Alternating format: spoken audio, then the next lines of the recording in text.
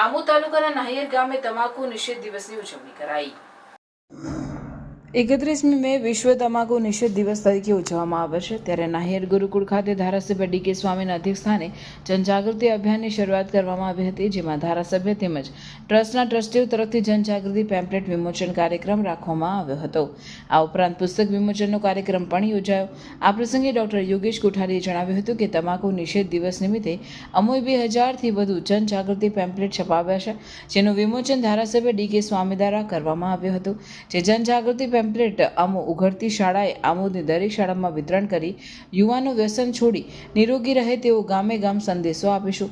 ધારાસભ્ય ડી કે સ્વામીએ કેરવાડા ગામના રામજી મંદિર અને અંબાજી ધામ ટ્રસ્ટની આવી સરાહનીય કામગીરીને બિરદાવી હતી અને તમાકુ નિષેધ દિવસ નિમિત્તે લોકોને વ્યસન મુક્ત થવાનો સંદેશ આપ્યો હતો।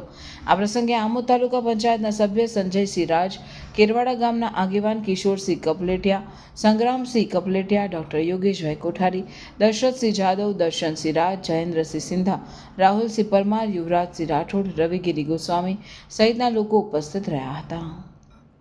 લોકો સુધી પહોંચે, લોકો નિર્વ્યસની બને એના માટેનું સરસ મજાનું એક આ સુંદર આયોજન જ્યારે કરવામાં આવ્યું છે, ત્યારે હું આ આયોજક એવા યોગેશભાઈ કોઠારીને ખૂબ ખૂબ અભિનંદન પાઠવું છું। એમના મંદિરના સાથે સતત કામ કરી રહેલા અને ટ્રસ્ટી એવા આદરણીય કિશોરસિંહને પણ હું આ નિમિત્તે ખૂબ ખૂબ અભિનંદન પાઠવું છું।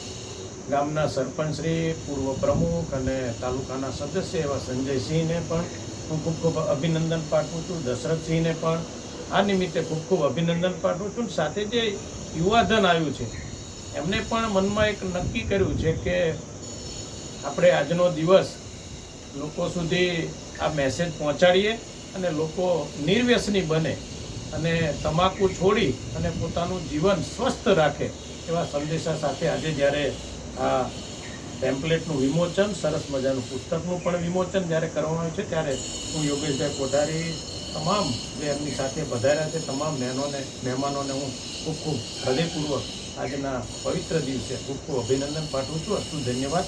વંદે માતરમ। ભારત માતા કી જય।